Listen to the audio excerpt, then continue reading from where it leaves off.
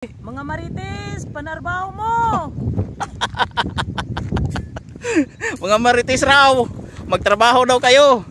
Mga kaibigan, isang mapagpalang araw po sa ating lahat. Ngayong umaga, papunta po tayo doon sa bukid na pinapatrabaho natin. Dalawin na naman natin si Nang Emma at saka si Manong Felix kung ano na ang kaganapan doon sa patrabaho natin. Pero I'm sure na pagdating ko doon siguro nagtatrabaho na sila, kasi sabi nila nung isang araw magtutudling daw sila sa kahapon at saka ngayon.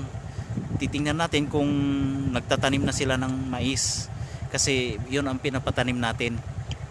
Ngayon kumustahin din natin kung anong lagay, kung kaano nakalapad yung trabaho nila, para nang sa ganon ma-report din natin sa ating boss. Sige mga kaibigan, sana wag po kayong umalis at patuloy nyo pong panoorin tong video ko pong ito. Salamat po.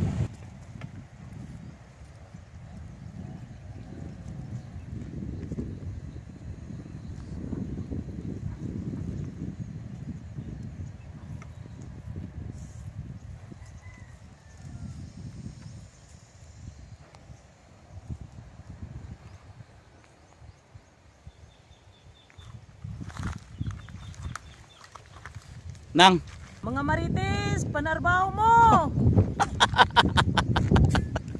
mga Marites raw, magtrabaho daw kayo. Dito kay nung Felix, anuhin natin. Huwag ko magpapahuli si nung Felix. Ito, nagtutudling ng tatamnan namin ng mais.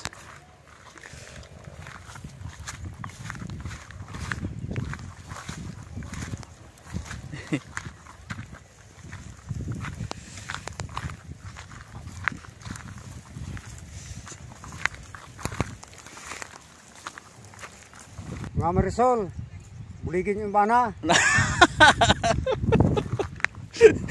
Mga Marisol raw, tulungan ninyo yung mga asawa. Woo! Pawala sa kuan ba? Pawala sa init. Ayan mga kaibigan, nagsimula na tayo magpatanim ng mais. Ayun si Nang Iman, siya naman yung naguhulog ng mga binhi. Ayun yung manugang nila. Tulong-tulong sila dito sa bukid mga kaibigan, sa pag siya nagtatapas ng mga damo, yung mga bungarngar na matataas.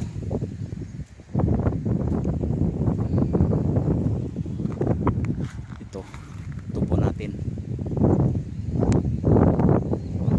Nasa ulian na siya kasi naulan na ng 2 beses. Yung primerong ulan medyo malakas, kaya ayun yung second dose na abono, yung pag-apply parang ngayon pa lang siya umapekto, kaya medyo green na yung abono. Harinawa na makuha natin to sa mga January.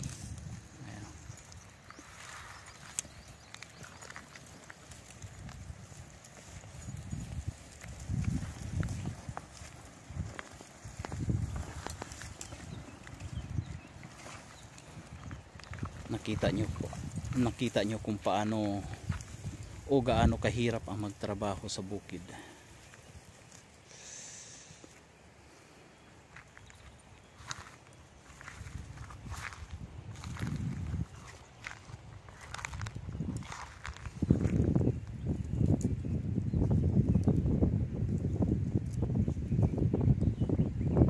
Mga 8 ka adlaw nang kuanan ni siya nang isa ka semana nang tagas-tagasan ni no.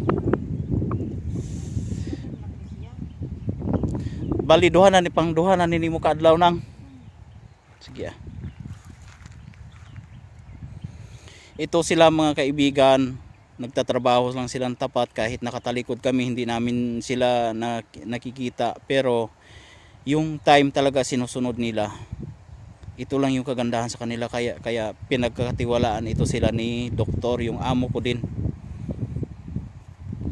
halos sila na yung gumagawa dito, hindi na umaasa o kumukuha pa ng ibang nag-aarawan sa lupa na ito. Lahat ito trabaho nila. Kaya sana suportahan natin sila, pati yung channel ko. Sana tulungan po ninyo na lumaki ito para makatulong din po tayo sa ibang tao.